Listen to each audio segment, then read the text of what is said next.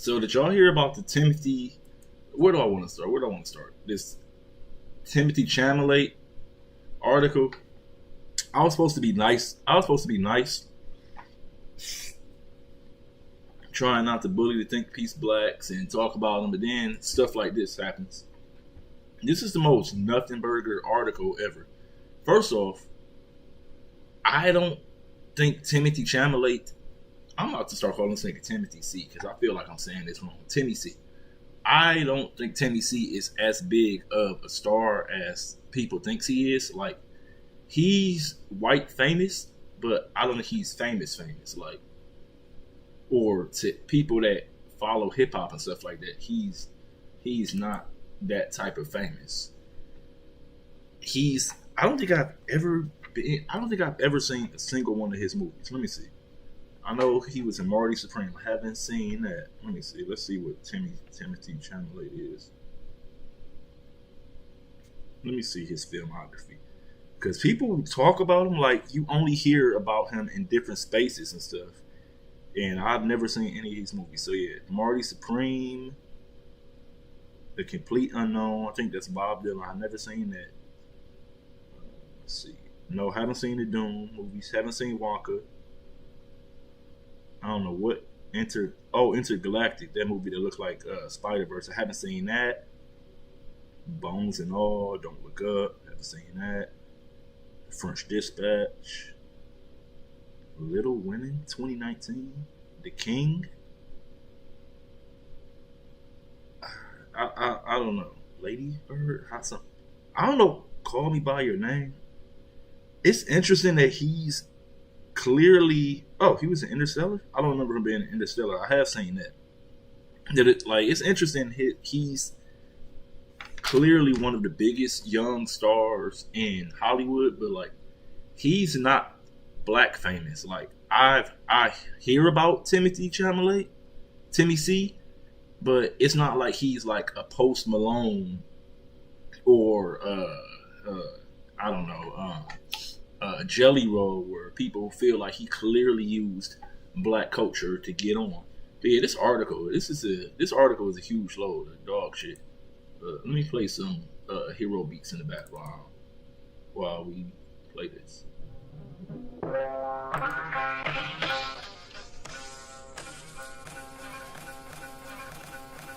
Welcome back, hero. Alright, Timothy C could only wiggle out for so long by Craig Jenkins, a Vulture music critic who also covers TV, comedy, and video games. The Oscar nominations will be announced on Thursday, and betting odds put Timothy Chalamet on the Best Actor list for his performance in Marty Supreme. His punitive nominations caps months of two-pronged campaigning to viewers outside and inside the entertainment taste-maker sphere.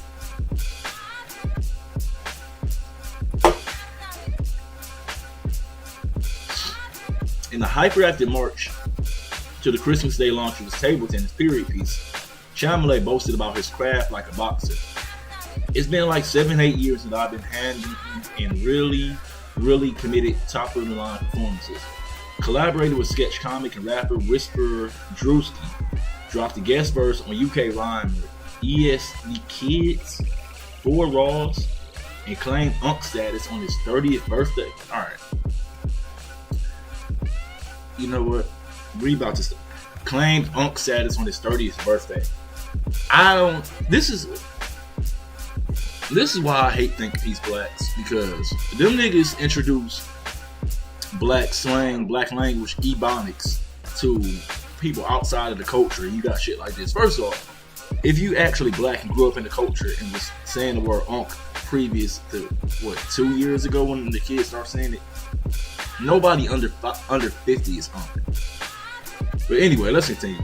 He ticked off the interest and affections of the textbook millennial molded by black culture. He was positioning himself as the nexus between dyed-in-the-wool sports and rap fans and Zoomers unaware of the AAB origins of their daily slang. It's a move that seems to have paid dividends at the box office. Marty Supreme has become A24's highest grossing film to date. This entire paragraph makes no sense, because A24, outside of, I would say, Uncut Gems, their movies are more of And it's just a studio. I hate that people talk about them like it's the way people talk about A24 doesn't make any sense. But A24 movies already are a niche audience, and I don't know no niggas or just young people that were like, "Oh man, I gotta go see Marty Supreme because Timmy C wore a Yankees cap or dressed like Dipset or something." Like, this whole open article makes no sense. But let's keep going. Now he cruises to the award season, finish line shaking the theatrics at the Golden Globes earlier this month. Chalamet wore black Timberland boots. The brand has come to signify rugged, often uncultured New York grit. Its actual working class relevance and celebration and similar rap lyrics feeding internet snark stereotypes of city dwellers. This was Chalamet toning things down. His acceptance speech ditched the self-promotion pop of recent weeks, as he humbly congratulated his fellow nominees and thanked his partner of 3 years, Kylie Jenner. I had no idea he was with Kylie Jenner. I don't know which one that is. I know she's related to Kim Kardashian. That's either Kim Kardashian niece or little sister, one of them. I just know they got different last names. Maybe that's her little. I'm pretty sure that's Kim Kardashian little sister. Anyway, he seems to crave a measure of distance from the antics that earned him a spot on the Know Your Meme page for Wigga. Niggas is still using Know Your Meme? There's no way people still using that app. Anyway, charitably defined as a white guy getting overly familiar with the trappings of inner city blackness, his ability to weaponize a fine-tuned silliness at no cost to prestige reflects an industry where white actors enjoy greater freedom in promotion and self-expression. This article, what the hell are you talking about?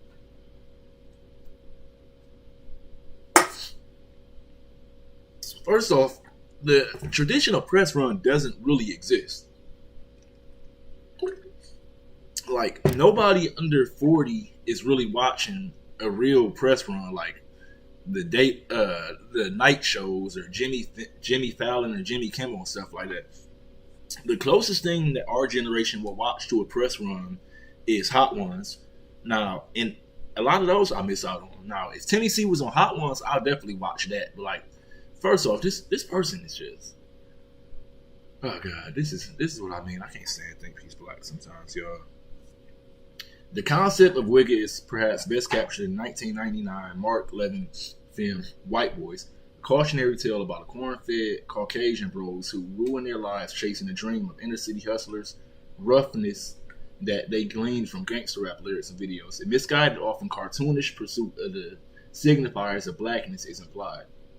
This is the kind of guy who wears a do-rag to be more like badass black men he's seen in them, whose mannerism was studied, not inherited. In the 90s, he might have worn an African medallion that required profuse explanation to make company. The art spawned an army of Eminem lookalikes, and in the 2000s yielded incrustable, Issy series characters like Riff Raff, Think Pre-MAGA, and Traders Michael Rappaport. Okay, but Timmy C doesn't give any of that energy, so I don't know. I don't know what this person that wrote this article is upset about. In the quest to win over the chronically online young male, Chalamet, who as a teen was knighted at an NYU event by rapper Lil B, the bass guy, taped into the cultural totem of his own demographic. His E as a Kid remix dispelled a rumor that the Liverpool artist was Chalamet's alter ego, while leaving intact the notion that the actor secretly raps. It suggests Chalamet has done it just enough to grasp popular flows, but not to get too dense with the wordplay, and more importantly, that he pursues the same blogs, playlists, and online stores as his constituency. His marketing Marty's risque warm-up jacket worn by Knicks player Karl Anthony Towns and Frank Ocean, among others, is studying starter-era NBA nostalgia and hype goo by lavish cosigns. The jacket flips for around $10,000 lately on StockX. Chalamet's yearning embrace of hip-hop is an abrupt transition for folks who last checked in during the actor's reverent album of Bob Dylan covers of 2024 as a complete unknown. Though, to be fair, their rollout include Chalamet leading Brittany Broski in the Soulja Boy Superman dance. I don't know what the fuck this person's talking about. Niggas is not watching a Bob Dylan movie. Maybe I probably heard a Bob Dylan. I probably heard a Bob Dylan song if you if you played me a Bob Dylan song, but like I don't know. This is a complete nonsense article to me that this person is like we know the type of white boys who use black culture, you know what I'm saying, to get on. The little bit I'd known about Timothee Chalamet, he just seems like the type of white boy who grew up in the era where hip hop was hip hop is like omnipresent. It's the biggest culture in America. And has he I'm sure he's probably worn a do-rag back in the day. 15. How old is he? I'm sure he probably had a do-rag on when he's 18 years old. But yeah, let's continue because this article is some bullshit, yo. When Drewski brought Chalamet to East New York to be a guest judge in the latest round of auditions for his Could Have Been Records imprint in December, it opened the door to a repeat of another notable team up with a white male celebrity buzzing in hip-hop circles. How is Drewski how is it a hip hop circle because Drewski is involved? Does Drewski being a black comedian automatically make him in the hip hop circle? I don't get it. Am I overthinking this? Let me know what y'all think, chat. Like what do you mean because he's running in hip hop circles? Drewski is a comic you call to plug in the social media circuit of young black viewers. In July, he appeared in the skits on Justin Bieber's first Swag album, hosting a therapy session about the pitfalls of notoriety, but overselling Swag's thesis that Bieber loves soulful throwback R&B as much as his wife and Faith. The skits face planted in part because of Bieber's jumbling of black and queer slang. It's not clocking you that I'm standing on business. Oh, that's where that came from. I seen people online joking about how cringe that was. I didn't know that was from the Justin Bieber album. All right, y'all. After I finish this article, I'm gonna give away some super chats. We should have enough people to give them away, and let's get not super chats, channel memberships. Let's get some super chats rolling. It's a snow day. We all off. Where am I? Oh, it's not clocking you that I'm standing on business. And some cringe lines from Drewski. Your skin white, but your soul black. This made the adaptness of Swag's retro song feel aspirational, like Bieber arched to be something other than the Christian Canadian that he is. Chalamet's run, by contrast, answered the question of what it might look like if someone with a measure of self-awareness dabbled in the absurdism of a pathos-speaking Chet Hanks or an R&B bad boy Bieber. What the fuck is this person talking about? Like, what?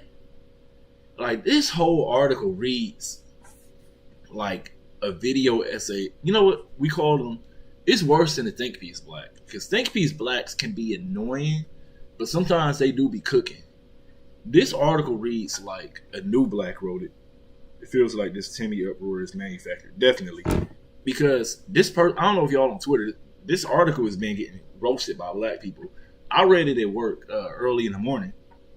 I'm like, am I tripping? So I dropped it in the creator group chat that I'm in. And Lil Bill, FD, and Colormine. I think Colormine commented on it too. I can't remember. They're like, yeah, these niggas is tripping. Like, it ain't that serious. But yeah, it just feels like this person doesn't like Timothy and wanted to complain about it. I don't know.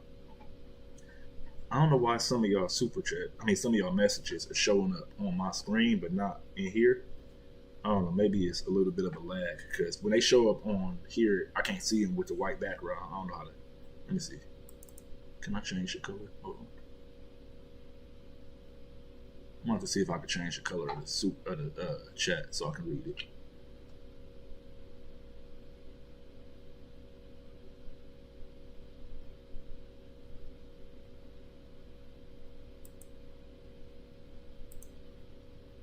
No, I can't, so I gotta read them on my phone. That's weird. Some of them, I'm seeing some messages right here, but they are not showing up. All right. In his Could Have Been Records appearance, Chalamet claimed 2% Jamaican heritage, but avoided disaster on par with Swag. Drewski's roasts were trained on Brooklyn eccentric, so the Marty Supreme star coolly played along, getting a taste of outer borough life and the survivalism it often entails. What? Like, what the? Look, this sentence. What the fuck is this sentence? Drewski's roasts were trained on Brooklyn eccentricities, so the Marty Supreme star coolly played along, getting the taste of outer borough life and the survivalism it often entails. Like, shut the fuck up. Like, what is this sentence? They're trying too hard to sound like they got something to say. I swear this is a nothing burger of an article. After the Drewski episode, Chalamet visited Carmelo Anthony and the Kid Miro's podcast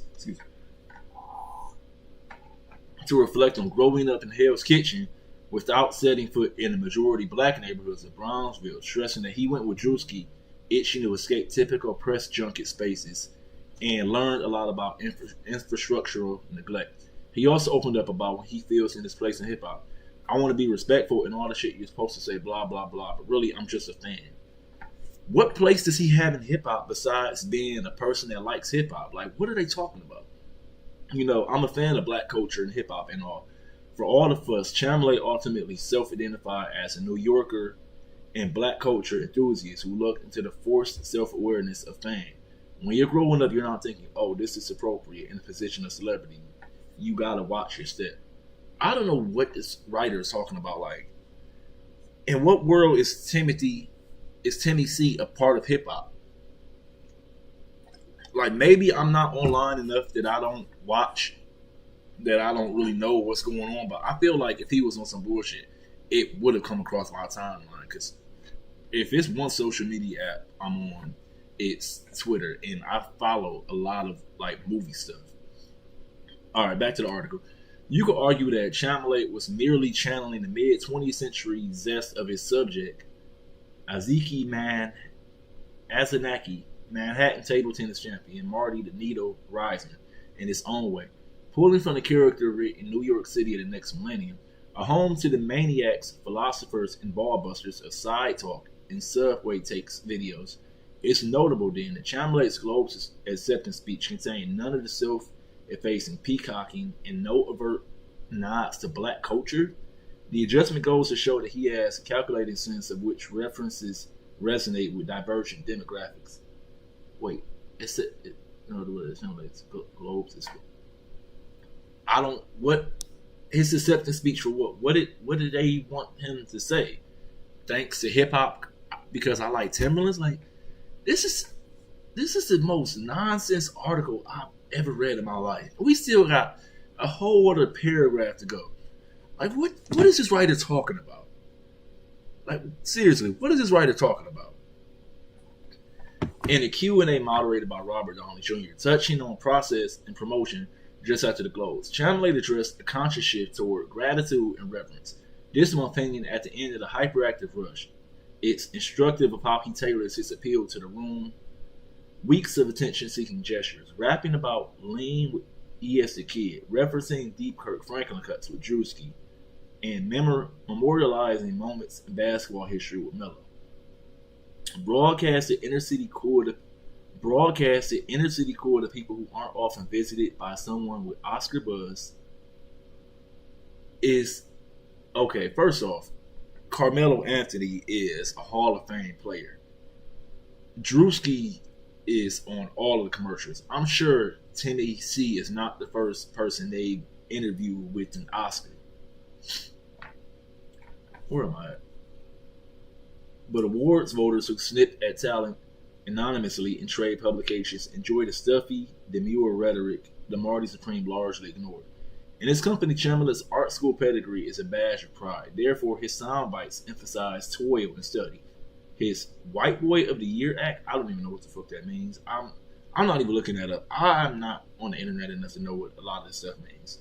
His White Boy of the Year act leaning into a title he picked up at Minnesota Timberwolves guard Anthony Edwards' Believe That Awards in October. What the fuck are the Believe That Awards? Anthony Edwards has his own award show?